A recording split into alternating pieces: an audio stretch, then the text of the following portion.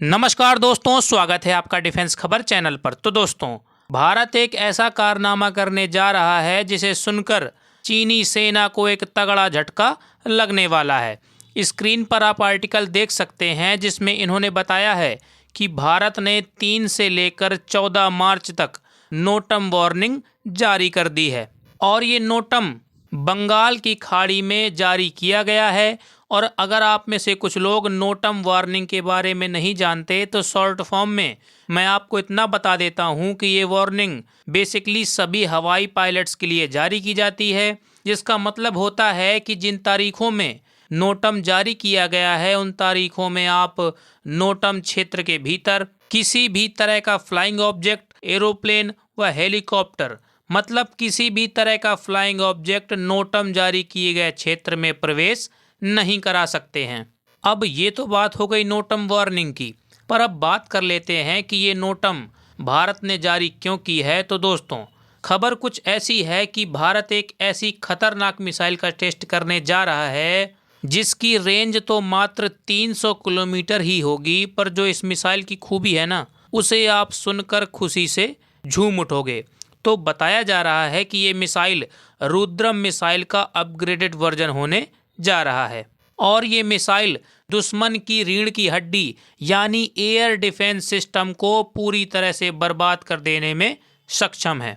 और ये मिसाइल ऐसा किस तरह से करती है, आइए मैं आपको एक अलग उदाहरण देकर समझाता हूँ। तो दोस्तों, आप में से अधिकतर लोगों को ये तो पता ही होगा कि कोई भी हीट सीकिंग मिसाइल जब किसी लड़ाकू विमान को मार गिराने के लिए लॉन्च की जाती है तो वह हीट सीकिंग मिसाइल बेसिकली लड़ाकू विमान के सबसे गर्म जगह पर यानी लड़ाकू विमान के इंजन पर अटैक करती है, चाहे लड़ाकू विमान कितना ही ग्लाइड कर ले, क्योंकि हीट सीकिंग मिसाइल बनाई ही इसलिए जाती हैं कि किसी भी ऑब्जेक्ट के सबसे ज़्यादा गर्मी छोड़ रही जगह पर ही ये हमला करती हैं। और जिस तरह से ये मिसाइल हीट आइडेंटिफाई करके हमला करती हैं, ठीक उसी तरह से रुद्रम मिसाइल जिसका परीक्षण भारत करने जा रहा है, ये मिसाइल रडार छोड़ रहे ऑब्जेक्ट पर हमला करती हैं।